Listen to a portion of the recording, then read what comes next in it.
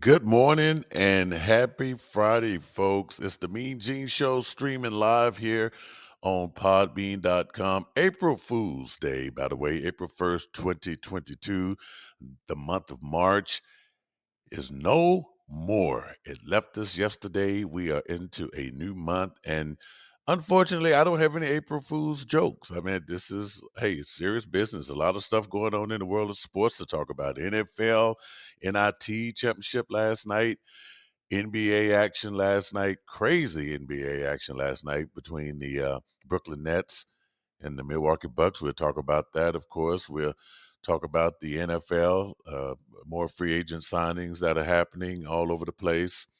Man, just a lot of things going on. And of course, tight races down the stretch in the NBA. We'll be talking about that as always. So, hey, just stick around here for the next maybe about an hour. We'll talk to you today about what's going on here. I will say I'm going to move quickly today because here in a couple of hours, I'm going to be doing a show with Dustin Pfeiffer from Bally Sports Southeast. He covers the Carolina Panthers and the Charlotte Hornets. Me and Dustin, we will be doing an all-exclusive NC2A Final Four show. It's something we do every year, and it's the last one to um, um, talk about the Final Four that's going to be happening this weekend. And what a Final Four it's going to be. I mean, look, you have to make sure that you are in front of your TVs on Saturday night because it is going to be a classic Final Four in the NC2A men's basketball tournament as number 2 seed Villanova will take on the number 1 seed Kansas. That's going to be your first game, and that's a 5:09 Eastern time start in New Orleans. And then the second game, and this is probably the most anticipated game in college basketball history. And I didn't know this, that these two teams have never played each other in the tournament. And it's just crazy. But anyway, and Dustin Fife is really going to love this because he lives in Charlotte, North Carolina. This is where I met him years ago, where I was out there working and covering the Carolina Panthers. But anyway, he is a Dookie fan, and he will let you know that when we do our iHeart Radio show a little bit later. But in the second game of the Saturday night NC2A Final Four, it's going to be the North Carolina Tar Heels, who is the 8th seed, uh, and they will take on the Duke Blue Devils and that in-state rivalry. Oh my goodness! And you all know what happened in that last regular season game between the North Carolina Tar Heels and Coach K. It was his last game at Cameron Indoor Stadium, and Hubert Davis and his Tar Heels went in there and spoiled the party, so to speak. But oh my goodness, you got to be thinking revenge is on the minds of those Duke Blue Devils. And not only that, but man, they are trying to send Coach K, who announced his retirement earlier before the season even started. This is his last hurrah, and to be playing, to be one game away from getting to the NC2A championship game and having to go through North Carolina to get there. Oh, this is going to be an exciting weekend. So I don't want to talk too much about that Final Four because, like I said, we're going to get really deep into it a little bit later when I do the show with Dustin Pfeiffer. But yes, so hey, like I said, there's a lot of stuff to talk about. NBA action last night, 76ers and the Detroit Pistons. Man, some teams are going to be playing spoilers. Some teams that have no uh, postseason to look forward to in the NBA, they are going to be playing spoilers, and we're going to talk about some of those scores. But like I said, hey, it is April Fool's Day. Now, in sports news, Tom Brady is coming back to the Tampa Bay Buccaneers, but his coach isn't. And that seems to be a lot of chatter about what's going on with Tom Brady and Bruce Arians. Bruce Arians suddenly announced he is retiring from coaching and is heading into the Tampa Bay front office. Tampa Bay's defensive coordinator, Todd Bowles, takes over the team. And Todd Bowles was the defensive coordinator. He will continue to be the defensive coordinator for the Tampa Bay Buccaneers. Or, well, I take that back. He would continue to call defensive plays for the Tampa Bay Buccaneers. But now he is the head coach. Bruce Arians is in the front office. And of course, the media does what we do. We have to, sort of speculate and wonder if, did Tom Brady leave because of Bruce Arians? And did Tom Brady come back because of Bruce Arians, meaning that he knew that it was either me or him?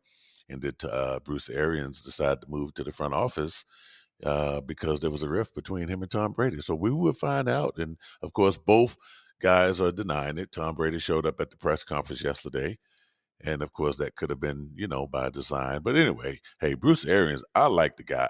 Have always liked Bruce Arians. He was with the Pittsburgh Steelers. He went on to the Indianapolis Colts, and then I believe he got Coach of the Year. Then he went on to the Arizona Cardinals. The guy is just really good. Then, of course, he gives Todd Bowles an opportunity. Hey, we got another African American head coach. Didn't even see it coming, did we? But Bruce Arians was a strong advocate of that, and I tend to believe, my personal opinion is that now, look, Bruce Arians didn't have any problems chastising and criticizing or even complimenting Tom Brady doing their run. So I would, as much clout and credit as we give, Tom Brady and the credit and the clout that he has, I don't know. I don't think you're gonna punk Bruce Arians that easy. But anyway, so hey, that is what's going on, and that's going to linger around, of course, a little bit until we get into the NFL draft. But anyway, other news: after guiding St. Peter's on a Cinderella journey through March Madness, Shaheen Holloway has been hired as the new head coach of Seton Hall's men's basketball team. He played his college hoops there, so basically, he's coming home. And I told you that this guy would get a job. And I didn't know it was going to be that quick. But man, and just he during his press conference, he honored the 15 guys on his team there, and they all attended that press conference. How weird is that? That the team you just coached, the St. Peter's Peacocks, those players having to go to a press conference to see their team, see their coach accept a job with the new team, Seton Hall, and I like that team too. But man, you saw it coming in, and this guy's career is modeling that of Shaka Smart's. I don't know if you guys remember Shaka Smart when he started with VCU, and I actually saw them play in that Final Four many years ago. But anyway, it just seems like and it's good to see that, man. And this guy did good. He did great, and big props to him. And oh my goodness, those kids. And I wonder if any of those kids are going to transfer and come over to Seton Hall. I wouldn't be surprised if that happens. So anyway, but yeah, so those are some of the big time stories that everyone is talking about. Now I'm on social media a lot. And like I said, I don't have any April Fool's stunts or jokes or anything, but I did see something incredible, and I thought it was kind of funny. So I was on Facebook this morning, and I saw this right here. So it said that there are 100 people in the room, and 99 of them won't slap you, but one will. Okay, you guys are supposed to laugh at that one. Okay, so it's a little late. All right, I thought it was kind of funny. All right, I thought it was funny. So yeah, yeah, look, we're trying not to. We almost, well, we went a couple of days without talking about Will Smith and Chris Rock, but man, I thought that one was funny, so I had to share that one with you. But just crazy stuff. So hey, got a couple of birthdays I want to acknowledge. One in particular because I spent time working with this guy when we got our podcast started way back in, was this 2007 when I was in Dallas, Texas, and it was just fortunate, and I have to thank the late great Rod Johnson for making this happen. He was my co-host for many years there, but Rod made this happen. He introduced me to Jim Jeffcoat, the two-time Super Bowl champion, former two-time Super Bowl champion with the Dallas Cowboys, and we formed a great friendship there, partnership actually. So Jim Jeffcoat, man, he came on. We invited him on as a guest. We did a show down at this sports bar in Dallas called Frankie's, and then Jim did that show with us, and we had so much fun. And he came back. We did another show at this sports bar over in I believe it was in Carrollton or Well, no, it was in Dallas, I guess, right on the border of Carrollton and Dallas at a place called Buffalo. I think it was the Buffalo Grill.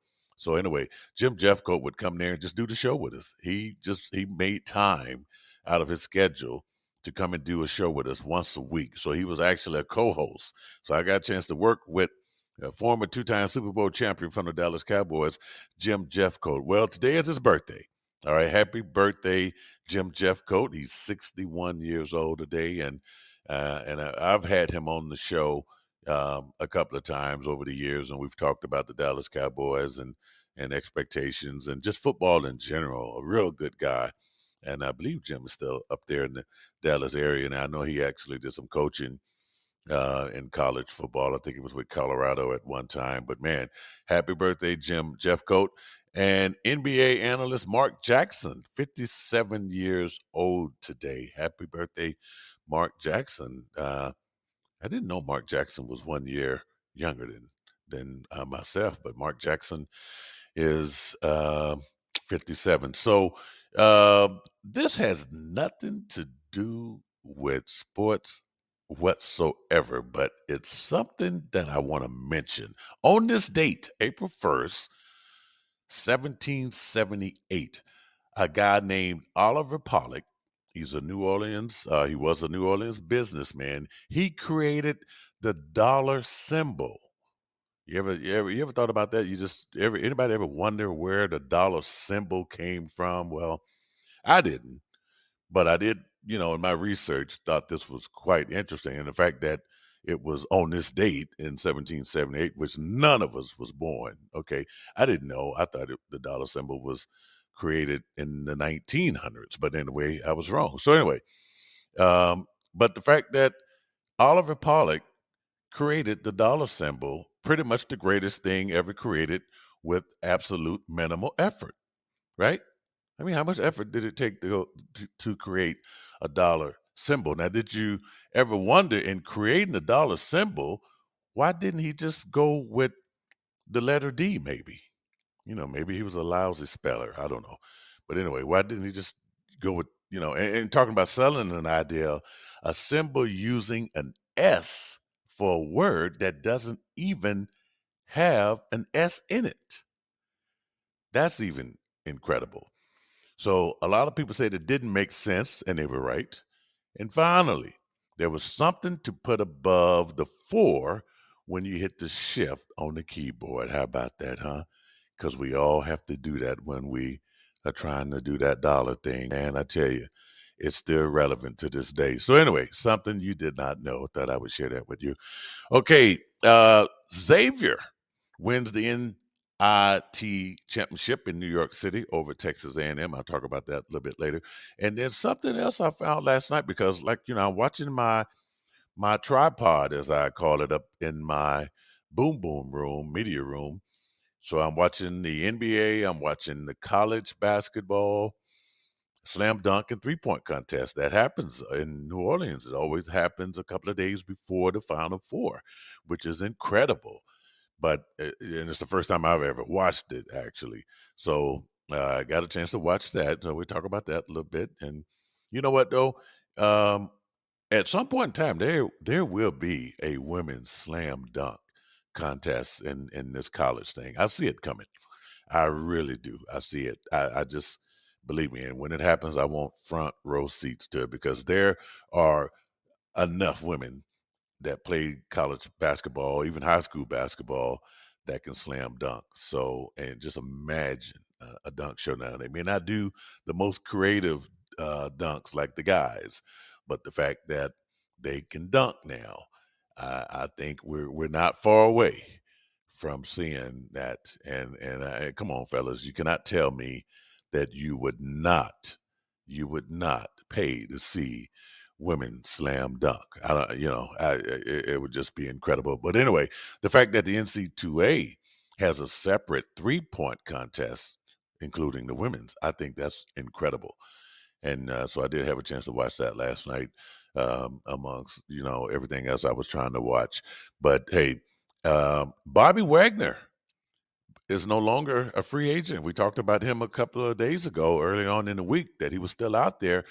He is no longer a free agent. He is now with the Los Angeles Rams. Go figure. So the Rams lose a linebacker, and now they gain one. They lose Von Miller to the Buffalo Bills, and they go and they get what? What do you do? What do you do when you lose one future Hall of Famer, and you go find another future Hall of Famer? Wow, not sure what happened between the Dallas Cowboys and Bobby Wagner. They were leaning towards signing him, but that did not happen. Bobby Wagner, linebacker, longtime linebacker for the Seattle Seahawks, is now a Rams. So the rich keep getting richer. Unbelievable. So let's get into the National Basketball Association. We're going to start with the Brooklyn Nets and the Milwaukee Bucks. That game was on TNT last night. And was it TNT? Yeah, I think it was TNT last night. Must see TV. It was a game that you had to watch. I know there was a couple other things happening last night, but oh my goodness, that was an incredible game. Now, last year in the Eastern Conference semifinals, I got a chance to go to Milwaukee, first time ever. I went to that new arena, Fiserv Arena, and I got a chance to see the Bucks and the Nets because at that particular time, people thought the Nets was going to go to the NBA Finals, and they almost did. Injuries kind of got them late, and Kevin Durant found himself having to basically carry that team, and he just ran out of gas there. And the Milwaukee Bucks is one of those teams that, man, they'll start out in a series very sluggish and slow, but as a series goes on, the Milwaukee Bucks, in my opinion, they just get stronger, and that's what happened. And the Bucks, they got past the the Brooklyn Nets, and then they even got past the Atlanta Hawks. Struggled with them early on, but got past them. So the Bucks, but man, last night was, just okay, revenge. Now I've been talking about the Brooklyn Nets and how they need to get out of the cellar in that 8 seed. And the game was played at the Barclays Center. I had never been there. I wanted to get there, but they were out of town when I was up in the New York area. But the game was played at the Barclays Center, which now Kyrie Irving is allowed to play. And oh my goodness, the Milwaukee Bucks, it took overtime, but the Milwaukee Bucks came out of there with a victory, 120 to 119. And in doing so, Giannis Antetokounmpo passed Kareem Abdul-Jabbar, becoming Milwaukee's all-time franchise scoring leader. How about that? Incredible stuff there, man. A lot of you guys didn't know that Kareem Abdul-Jabbar played with the Milwaukee Bucks before he played with the Los Angeles Lakers. But anyway, wow, just an incredible effort there. So the Bucks now 48 and 28, second place in the Eastern Conference. The Nets are still in the 8th spot. And as a matter of fact, I think there's a 3-way tie right now in the Eastern Conference. And man, I tell you, I the Nets just can't get a break. And I'm trying to pull up the standings here, so just kind of work with me here. They cannot get a break, and boy, they needed that last night. So there's a 3-way tie right now. The Nets 40 and 37, the Hawks, and I told you the Atlanta Hawks was hot. They're 40 and 37. And the Hornets, 40 and 37. The Hawks, by the way, have won 4 in a row. The Toronto Raptors have won 4 in a row. So there are a lot of teams that are streaking there. And we're kind of, look at the Nets remaining games here. As a matter of fact, they will play tomorrow. They got the Hawks in Atlanta.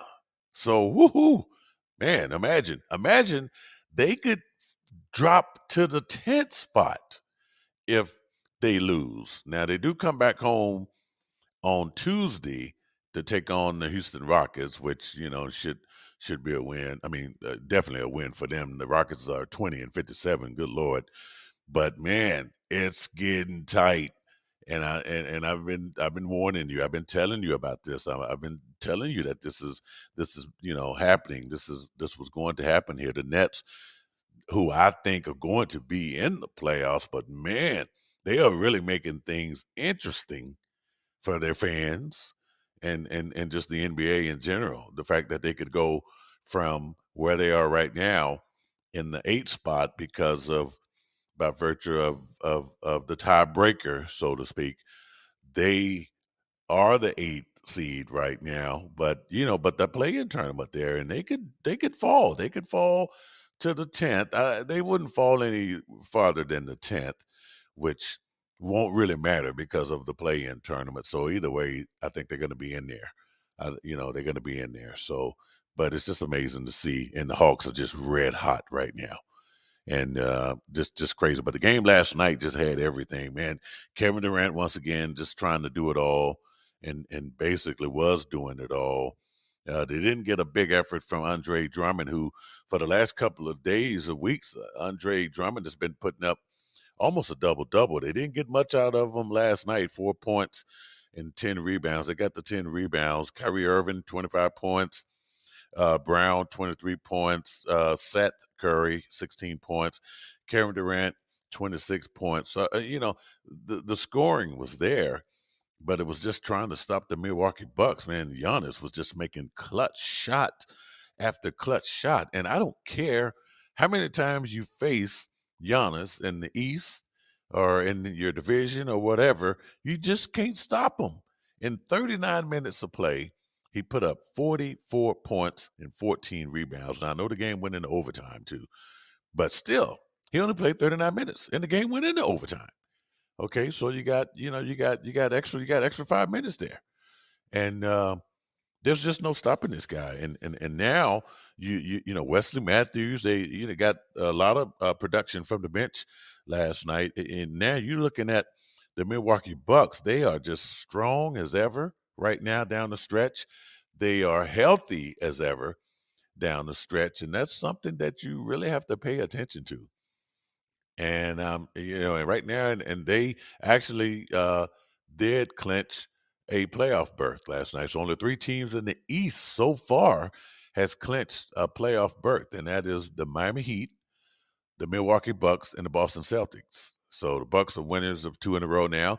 The Miami Heat have found their mojo again. They have won 2 in a row, and the Celtics are on a 2-game losing streak, and really not good. And another team that have dropped from 3rd to 4th, and we're going to talk about them, and that's the Philadelphia 76ers. Oh my goodness, what a night to watch basketball last night, because the East is just so tight over there.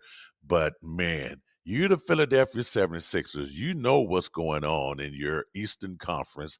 You know wins are are mandatory at this point in the season, especially if you're trying to get in the right place. Now I know James Harden has been with that team now for well over a month now, and you are supposed to beat bad teams this late in the year. The Philadelphia 76ers lose to the Detroit Pistons 102-94. And that has to be explained. Not only did they lose, they lost a third in a row. And that's just not what you want to do, especially in the tight race now. I don't think they're going to drop any farther than 4th place right now, but they could, with 4 or 5 games left.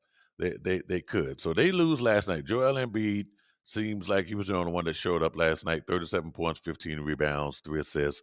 Cade Cunningham for the Detroit Pistons, 27 points, 6 assists, 4 steals. But I heard that Doc Rivers is not happy. It wasn't happy with James Harden. It's so easy to make James Harden the scapegoat here. But James Harden he played 38 minutes, 18 points, 9 rebounds, 7 assists. Tobias Harris put up 14 points there, and Maxey had 13 points. And other than that, you're just not really getting a whole lot of bench. Not sure what's going on with Shake Milton. The bench just is not putting a whole lot out there. DeAndre Jordan, they acquired him, and he's just he played 9 minutes, 2 points. I don't know. I don't know. They could be saving him. They're gonna have to play their big, especially if they're gonna get out of the East with Milwaukee having big guys, and so does Miami. But man, they lose. They lose a game to the Detroit Pistons, which is something that is inexcusable. And I know that, and like I said, they're okay. And if the playoffs started today, the 4 seed plays the 5 seed. These seeds don't have to worry about a play-in tournament, so they would play the Bulls, and I think that might stay the same. I don't know. The Raptors are so hot right now; they could overtake the Bulls for the fifth spot there because they are currently in the sixth spot. But the 76ers would play the Bulls in the first round, which I think they could handle them. But you do not lose to a team with a record of 21-56. And I'm talking about the Detroit Pistons. You don't lose to them. They are almost dead where they are next to last in the entire conference in the East. And that's just it doesn't make any sense. And thanks to the 76ers, the Pistons are on a 1-game win streak. Just amazing stuff. So we'll see exactly how and if they are able to rebound. And I need to see exactly what the 76ers remaining schedule look like because everyone is down into crunch time. So it's not really going to get that easy. They actually play at home tomorrow against the Charlotte Hornets, another one of those hot teams. And then on Sunday, they're at Cleveland. And Tuesday, it looks like they are at the Pacers. And then they end the season next Thursday at the Toronto Raptors, that hot team there. So I don't know. There's a chance the 76ers could lose 2 out of these 4 games here. 3 of them are on the road, it looks like. And that is definitely the case. They could lose to Cleveland and Toronto. They could lose at home to the Hornets. The Hornets play really good on the road. So anyway, so that's what happened last night in one of the games, and then another game that took place last night. The Atlanta Hawks defeated the Cleveland Cavaliers 131-107.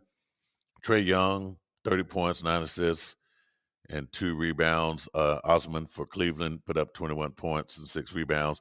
I tell you what, I told you the Atlanta Hawks is just a hot team, man. They are not taking any prisoners. Let's see, so they have won 4 in a row, just like the Raptors. So the Raptors and the Hawks are the hottest teams over there in the East.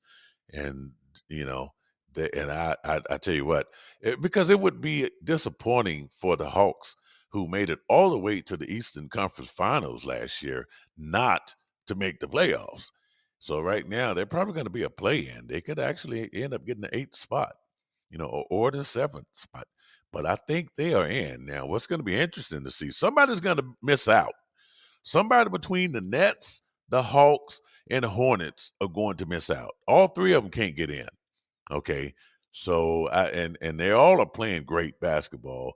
I would say, if I had to say this, and I know Dustin Pfeiffer probably wouldn't agree with me since he covers the Charlotte Hornets. I would say the Hornets might be outside looking in, but just because the Hawks are playing some great basketball. But man, um, but the Hornets, hey, it's up for grabs. I mean, especially with the Nets playing, sloppy basketball, and they needed that win last night. So keep an eye on the Nets, Hawks, and Hornets down the stretch here, because this is going to be very, very exciting. Also, last night in NBA action, in overtime, it was the Bulls. They outlasted the Clippers 135-130 as Reggie Jackson put up 34 points for the Clippers and DeMar DeRozan 50 points for the Bulls. They needed every bit of the regulation plus overtime. So the Bulls, we have been talking about them. They've won 2 in a row now because they were sliding there. And they know that Toronto is trying to, get up there. The Bulls are going to be your 5th or your 6th seed in this tournament. And they definitely, nobody wants to get into that 7th spot because, then you're in that play-in tournament. So 1 through 6 is safe, I would say. It's just a matter of who's going to finish, first there. Whether it's going to be the Bucks, or the Bucks chase down. They're a half game behind Miami right now. Celtics, losers of 2 in a row. I think they get back on track there. But 1 through 6 should be set there in the Eastern Conference. It's a matter of What's going to happen with Cleveland, the Nets? Unfortunately, Cleveland's going to be part of that play-in. What's going to happen with Cleveland, the Nets, the Hawks, and the Hornets? So interesting as we get down to the final couple of days of the NBA. And then in final action last night, it was the Utah Jazz getting back in the win column, and they defeated the Los Angeles Lakers by a score of 122-109. It just sounds like a broken record to talk about how many games the Lakers win and lose. They have lost 4 in a row. Okay, so no LeBron, no Anthony Davis, and the fact that they're even talking about those guys, perhaps trying to come back and make a run to get back to that 10th spot, because the Spurs, I think right now they are in the 10th spot there, so they're in that play-in tournament right now. So you got the Timberwolves, Clippers, Pelicans, and Spurs, in this playing tournament here going on here. So it's, if you ask me, I would think that the Clippers and the Pelicans might make it happen. And yeah, something about CJ McCollum going over there and sparking some excitement there with that Pelicans team. So they have won 2 in a row, as a matter of fact. So anyway, that's a little bit over in the standings. So let's looking at the standings there. So the Suns have already clinched a playoff berth and the conference. So they are your first place team, winners of 9 in a row. Who's going to beat the Suns? Who's going to beat the Suns? They might just win the rest of their games. They may not lose no more until the NBA Finals. I don't know. This team is so scary. You got the Memphis Grizzlies, number 2. They're winners of 6 in a row. The Mavericks in the 3rd spot, winners of 3 in a row. The Warriors have lost 4 in a row. They're in the 4th spot. The Jazz, back in that win column there. They are your 5th seed over there in the West. The Denver Nuggets, the 6th spot right now, winners of 3 in a row.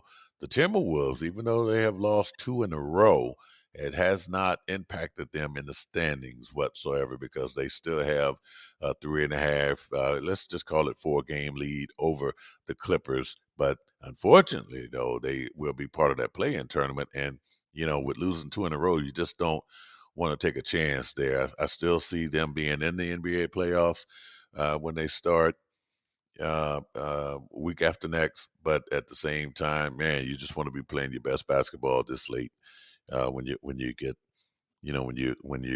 before the postseason starts. So anyway, games tonight, quite a few of them, and some you should really want to pay attention to. The Bucks, Clippers. Seem like Bucks and Clippers going to have a back-to-back there. Bucks get to be at home for this one, making the short trip from Brooklyn, getting back home. That one would be worth watching. And how about the Phoenix Suns and the Memphis Grizzlies? They play tonight. That's going to be some must-see TV. And the Minnesota Timberwolves will be on the road at the Denver Nuggets. That's going to be worth watching. I would say that the Pacers and the Celtics, because the Celtics definitely need to get back in the win column. They have lost 2 in a row. They're going to host the Pacers tonight. That should be interesting. And the Dallas Mavericks, and I thought the Mavericks were done with their East Coast trip, but they got to go to the Wizards, take on the Wizards. And I'm sure Porzingis will be all excited about that game. Remember, he was traded from the Washington Wizards for Spencer Dinwiddie. So Dinwiddie faces his old team, and Porzingis faces his old team. So you get to see that kind of action tonight. The Raptors take on the Magic. Got the Sacramento Kings and the Houston Rockets. They will play each other, which might be a boring game to watch unless you're fans of both of those teams. And the Pistons on a back-to-back, they take on the Oklahoma City Thunder, Portland Trail Blazers, and the Spurs, and the Pelicans and the Lakers. Lakers get a back-to-back game and another loss. Perhaps would not be surprised if they drop their 5th game in a row, although Anthony Davis might play. I don't have an update on whether or not he's going to play, but I know they were talking about the fact that he could play to see if the Lakers could muster out a couple of wins to try to get into that play-in tournament, which I have said it just doesn't really make any sense.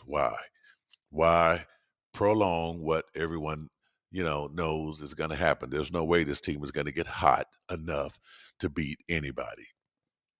You would like to see it. You would like to think that a Hollywood story can come out of that, but it's just not going to happen. Okay, the Lakers, the Suns are too hot. The Grizzlies are too hot. The Warriors, they even though the Warriors are, on a losing streak, the Lakers still couldn't beat them.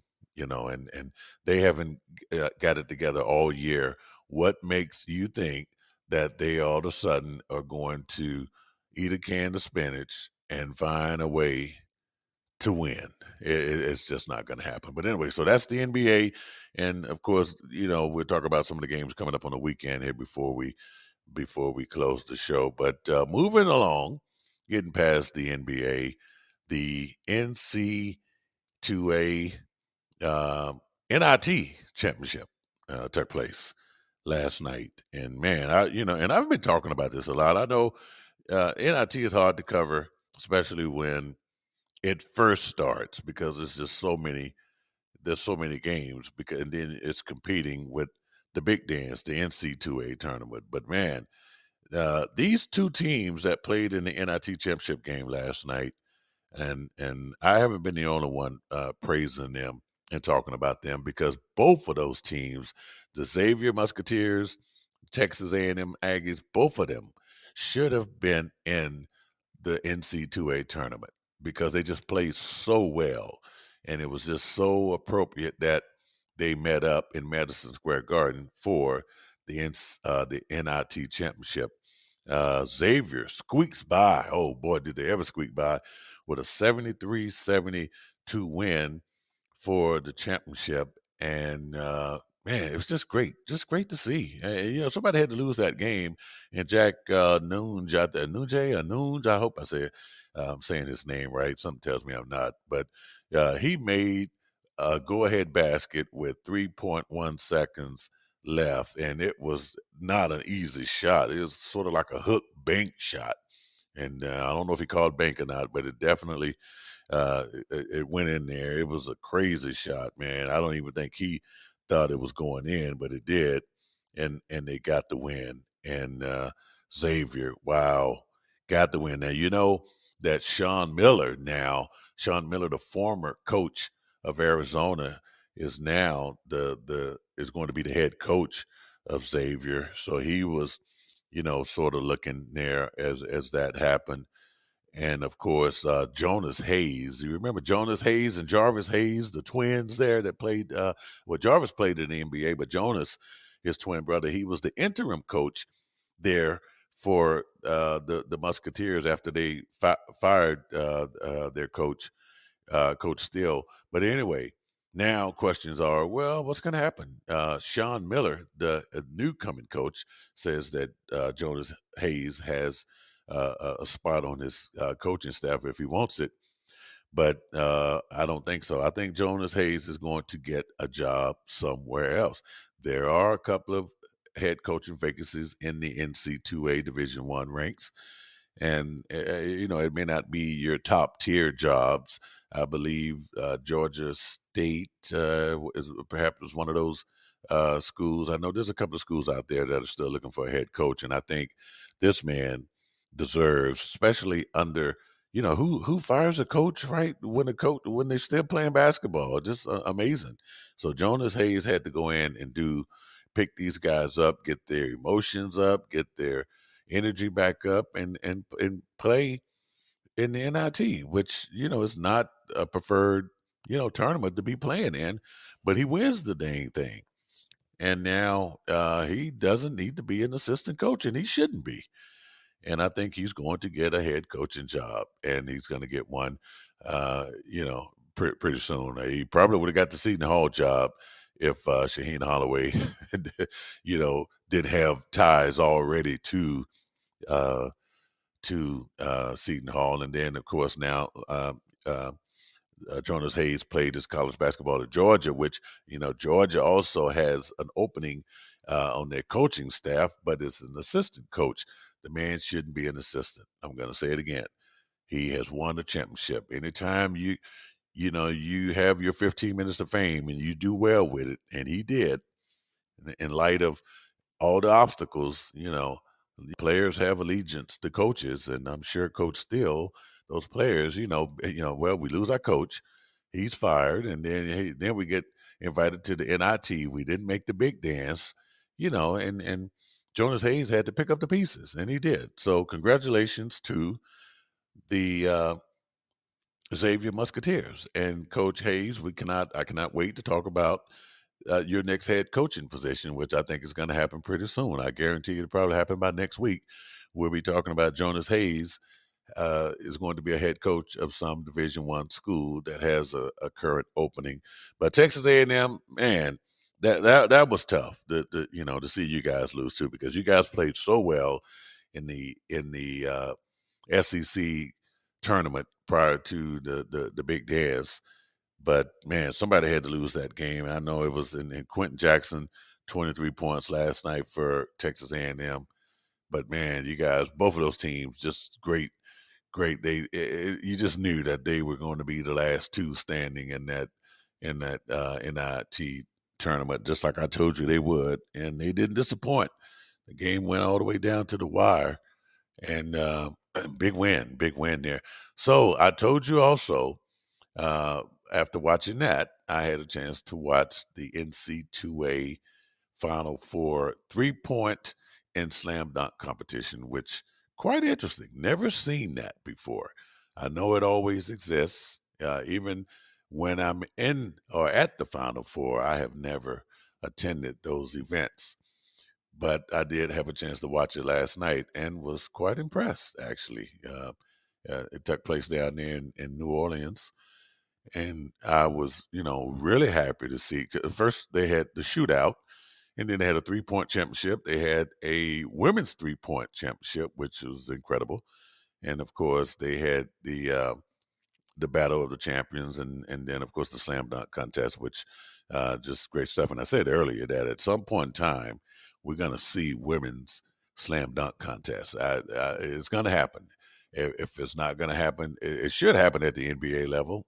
The WNBA level, I'm sorry, because there are more than enough women that know how to slam dunk. It may not be as creative as what the fellas are doing, but they can do it. And it's just would be incredible to see. But there are college level women that can slam dunk as well. So we might see that. But it was nice to see the 3-point competition, and they do it in the WNBA too, but it was just nice to see that at the collegiate level. So let's talk about the winners. So the kid from Iowa, I guess he was pretty much projected to win the 3-point contest, and he did. And it was Jordan Bohannon from Iowa. So he wins your 3-point contest in the NC2A in the Final Four slam dunk 3-point competition. So Jordan Bohannon wins that. And then in the women's 3-point championship, well, that belonged to Kendall Spray from Florida Gulf Coast University. She won. I was rooting for Amber Ramirez from Arkansas, but she didn't get it done there. She didn't have enough points there in the semifinals to get it done. But anyway, just and she did score high enough to make it to the semifinals. But man, Kendall Spray got it done. She just had the hot hand there, especially with the money ball. So she did great. And then of course in the slam dunk contest, and this was Taze Moore from the Houston Cougars. He was expected to win. He said he was going to win, and he did win. He did win. He won. It really got down uh, in the semifinals. He scored 80 points, and the Londis Williams for Wake Forest scored 80 points. But nevertheless, man, that was pretty cool. It was the State Farm College Slam Dunk and 3-point Championship. It was definitely worth watching. I was entertained by that. It was, I think I probably, preferred watching that rather than watching the Lakers lose to the Utah Jazz, because yes, I'm still on my soapbox about the Lakers. Okay, it's just been a disappointing year, and I'm at a loss for words. But anyway, so that was the college the college basketball Slam Dunk and 3-point championship. So now it's Friday night, and you know what that is, right? That is NC2A Women's Final Four. And yes, it's tonight. I like how they spread these things out. So you have no excuse. You should be able to watch everything. Now, I know I haven't talked a lot about baseball, but I will, I promise. I haven't forgot about you baseball fans out there. I know there may not be a lot of you that follow my show, and that's probably my fault because I don't talk about it as much. But I am going to reach out to a good friend of mine, Dave May Jr., his father, the former great late Dave May Sr. He was a all-star, and I have had Dave May Jr. on the show. Dave is a scout for the Toronto Blue Jays. So if I'm going to talk baseball, I guess, we'll bring someone that knows something about baseball, and Dave can bring us a little insight about the season that almost didn't exist. And so we're going to talk about baseball because I do like baseball. I'm a Dodgers fan, okay, and I know some of you don't like the Dodgers out there because everyone says that the Dodgers have just more money than you can imagine, and sometimes having a lot of money don't necessarily mean you're gonna win. But yes, I am a Dodgers fan, so we're gonna talk about that. We'll talk about a little baseball, and because the season is gonna be coming up here pretty soon, so I do want to get a head start and try to get some predictions out there before the start of Major League Baseball season, which, my goodness, 100 and what is it, 61 games, 160 games, 100. It's just a long, long season, and I have to jump on it now because I can't get on the bandwagon late after it starts. But it's going to be interesting. But back to the NC2A Women's Final Four. That's going to take place tonight at the Target Center in Minneapolis, Minnesota, a place I've never been that I have to put that on my bucket list. But anyway, it's the Louisville Cardinals and the South Carolina, I think it's the Gamecocks. They will play the first game, Louisville in South Carolina, followed by the second game is going to be Connecticut and Stanford. So just like the men's tournament, man, you got down to four great schools, and they in South Carolina, Connecticut, Stanford have won championships. Louisville hasn't, but Louisville has been there, and South Carolina is not going to be. Louisville is not going to be an easy out for South Carolina for Don Staley, and her team. But man, incredible, incredible. I know it's going to be some good NBA games on tonight, but if you have the capacity to watch more than one TV like I do, then you might want to watch these games because it's going to be great. It's the women's Final Four. It's come on, this is it. This is, and then Sunday is going to be the championship game. The winners of these two matchups tonight will play Sunday for the NC2A Women's Basketball Championship. And either one of these four teams could end up being a champion. It's just hard to pick one. I know South Carolina, UConn, Stanford, they all of them are great. Louisville, all of these teams are great. And so it's going to be interesting to see. So anyway, that is NC2A women's basketball. And of course, don't forget to listen to the Final Four show with me and Dustin Pfeiffer. We're going to talk about we're going in depth to talk about Kansas and Villanova and North Carolina and Duke because they deserve it. That's the men's Final Four is going to take place on Saturday. And what else we got to talk about there? I know we mentioned about Bobby Wagner's contract there, so that was just humongous. But so he decides to join the Super Bowl champions. He got a 5-year deal worth, I think it's $50 million. I believe so. I think that's what it was. So 5 year, $50 million. Bobby Wagner, now a member of the Super Bowl champions, Los Angeles Rams. So I think that is going to wrap things up for today, folks. So hey, check back in tomorrow here on the MeanGene Show, as we will be streaming live here on Podbean. Remember, NBA action, a lot of stuff. So a lot of college basketball action this weekend. But of course, we'll talk about everything that happened in college basketball and the NBA. I can't wait to look at the NBA standings come Monday, because by that time we're talking about maybe only 2 or 3 games left for some teams in the NBA. So anyway, hey, enjoy your weekend. Have a great Friday here, April Fool's Day. Don't get caught up in anyone's silly jokes like the ones I told you earlier. But anyway, have a great day. We'll see you back here Monday on the Mean Gene Show, streaming live on Podbean.